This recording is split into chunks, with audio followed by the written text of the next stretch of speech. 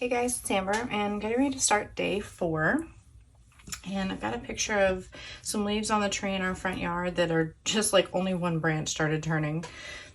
But I thought it'd be fun to kind of do some chain stitching and do the word fall really big. And not just on the photo, I thought maybe I would have it go across the background and the photo to kind of make it really stand out.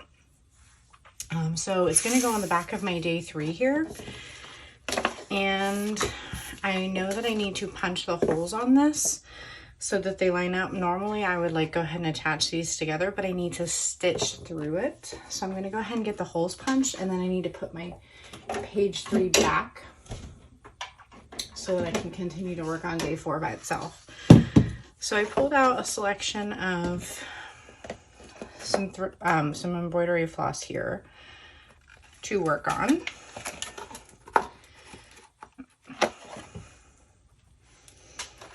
One of those went vertical and it wouldn't let me pull that out. Happens once in a while.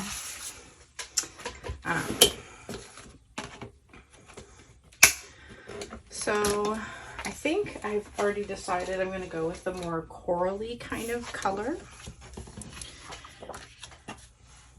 But I picked out like, there's like a pinky kind of color. This is the more coral kind of color. And then like the bright orange I think is just too orangey. But there's like, especially over here and on the very edges, this color's in there, but it's a nice middle of the ground color. I think that'll look good.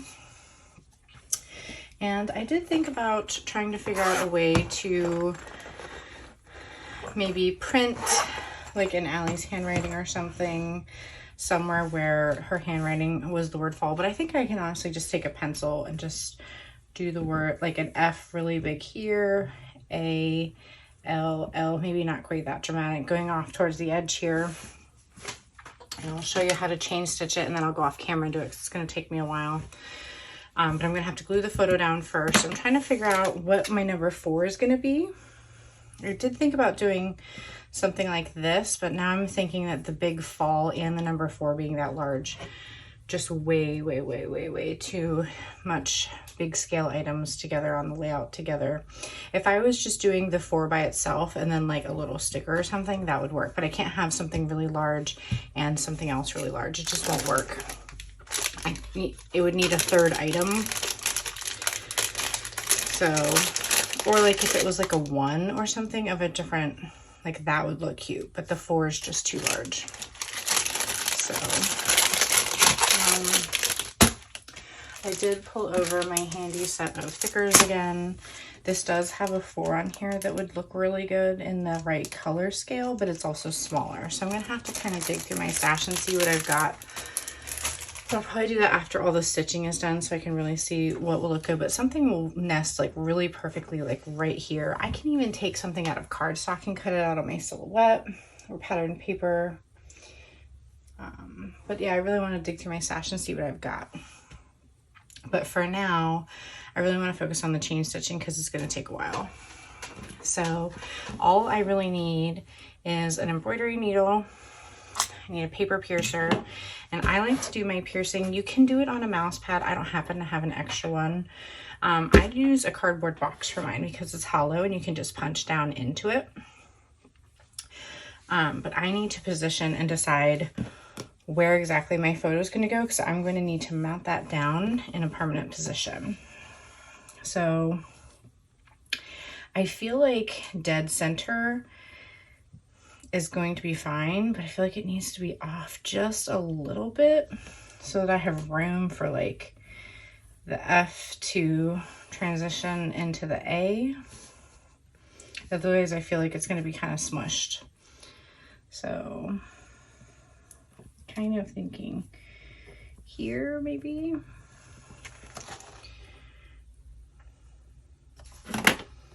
And then that gives me room to maybe add like a little embellishment clusters if I need to around it.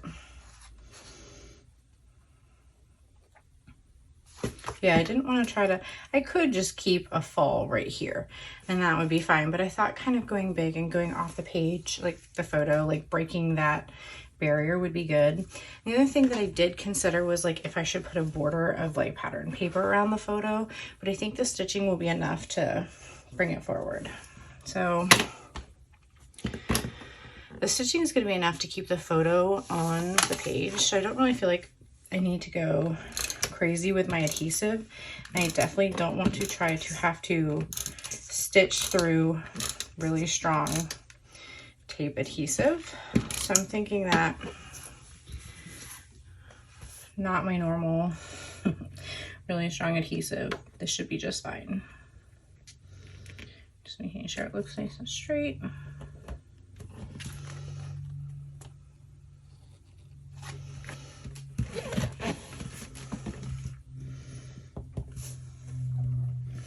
And just erasing my pencil marks. And I think pencil will draw on here, I hope so.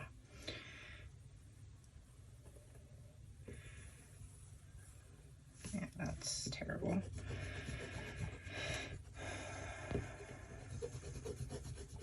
I almost feel like it might be better just to try to start punching, but I don't want to mess that up either. Also, by the way, in case I did not mention, this is another piece from this Heidi Swapp 2021 Halloween collection. It's such a great set of paper. I used so much in last year's kit. It's hard to believe I have any left. But like the distress on it is so good. The colors on the back are so good. I just keep using it. It's like the first thing I grab. This one's a ledger, but yeah, it's just so good.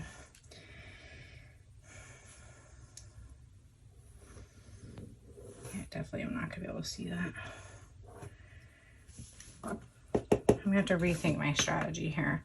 I might have to print something in a transparency so that I can trace it on the photo, because I'm definitely not gonna do it in a marker, because if I screw up I won't be able to see it, but the pencil is just not going to work on the photo.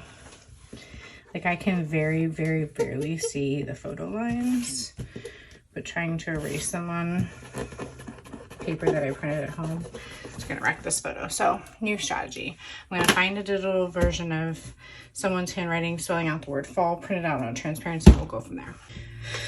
Okay guys, so I went with vellum and this was the best I could find. So I have a Heidi Swapp word here. Couldn't find anything with Elle. The only one I could find was one where it had like a real weird, like it came back really far, and I didn't think that would work well for stitching. So this is going to go down too far, so I just did some pencil marks where I want to adapt this for my own needs, and I'm going to extend the L out and extend the F out. So I have this, actually I need to, I have this taped onto the box, but I actually need to slide it over just a hair here to start it, just so it doesn't keep moving around on me. But I have this taped on with mint tape as well, so I can start. And I'm gonna go, I don't even know this, but how far apart they are, but I want a decent sized stitch here. If you make your holes too close together, then you'll be stitching all day. If you make them too far apart, then it gets a little too loose. So I just make them kind of a random size.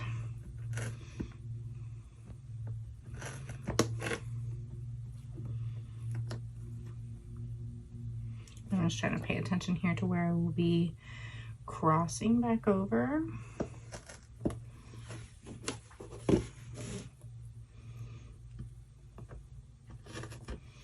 And I have to punch a little harder here because I'm going through vellum, paper, vellum, my photo, paper, and cardboard. So I'm just pushing a little harder. So I'm just going to continue going through here. These got a little bit off. So I just need to make sure that I'm going slow and paying attention to what I'm doing.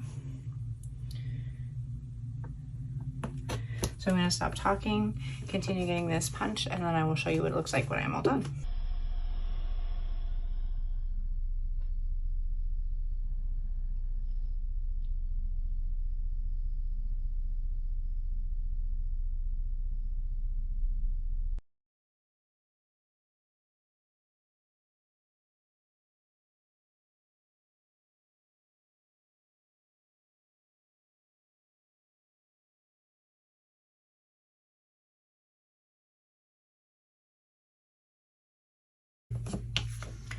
Okay friends, let's learn how to start a chain stitch.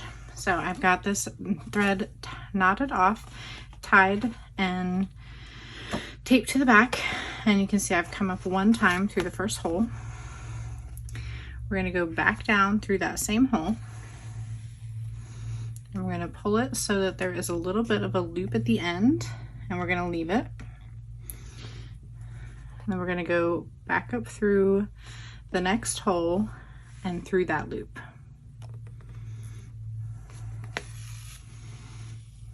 And then we're going to pull it snug, not too tight. We don't want it to be too much of a gap either. Then we're going to go back down through that same hole again. We're going to leave a loop. I like to try to hold it a little bit with my thumb. We're going to come up through that next hole. Sorry, getting here. We'll come up through that loop again. Hoping you guys can see it. I'm trying to do it nice and slow. We're going to pull it snug. The first few, it'll take you a little bit to get your tightness and your rhythm down. Try to pull them tighter. We're going to go back down through that hole again.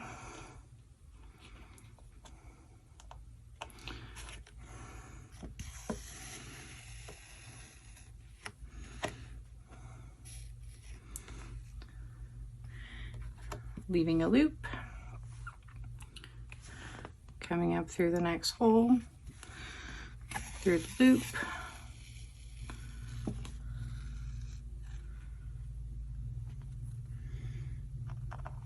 I'm going to do just a couple here on camera. I'm going to turn off the video, and then I'm just going to watch some TV and work on this because it's going to take me a while, probably, I don't know, at least an hour. But it's a good thing to do while you have something else going on. The thing with this is it's going to be hard for you to get the needle to come up through the paper without looking. It's more difficult to do by feel than it is with an Ada, because you can try, but I have a hard time. So just gotta watch for knots, pull slowly so it doesn't go too fast.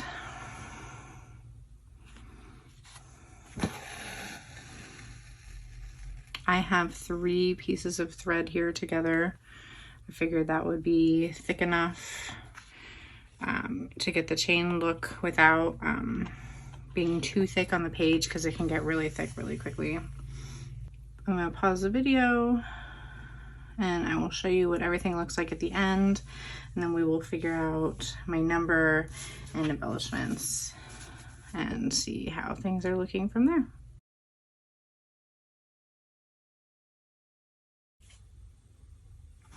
Okay guys, so I want to show you how to change pieces of thread when you are ready. So when you are ready, you want to leave this piece of thread loose. Do not tie it off or tape it off. And you want to leave your loop open. I have my next piece of thread tied off and ready to go. So I'm going to punch that through the next hole. I'm going to pull that all the way up through. We're going to pull that all the way through the next knot, or loop, sorry, like you always would.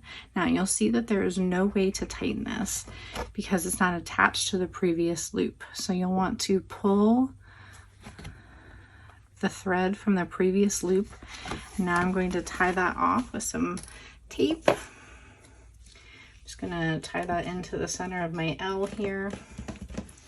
And I'm not really worried about like knotting it or anything, because this will all eventually be connected to the back side of another piece, and then I can continue on with my letters as I keep going. Okay guys, so all done with the stitching. I started playing around a little bit with some wooden leaves here. These 2 bigger ones are from Ellie's Studio collection, I believe last year. And then the smaller ones are from Color Cast Designs. And then I was playing around with sticking this number 4 down here, and it kind of just, the bottom stuck, so I said, yep, that's where it's going, because if I try to peel it off the photo, it will get ruined. So I'm just going to go ahead and finish this up. I like the balance. I was considering playing with some of these color cardstock leaves that I have, but they were deterring, not the red color obviously, but they were like distracting from the color in the photo and all of the stitching that I spent so long doing. So I didn't want to distract from the photo and the word. I was going to try to find some stickers to potentially spell out like finally fall or it's fall y'all or something fun like that. I could only find some like pink ones that were the wrong color. I needed something small, but I couldn't find anything that was the right size or color, so I'm just gonna let it go. And I was thinking about potentially finding like a little label maybe to put in here that has a little bit of journaling, maybe saying, you know, that we finally were starting to get some fall color, and that might work. So overall happy with how it came out. It is a really simple layout. I've been really leaning towards the simple ones for the beginning of the project as I'm finding the stories that I'm wanting to tell. It's been a really quiet October so far. The other couple days we had like 5 straight days of rain, so it's been a little quiet around here.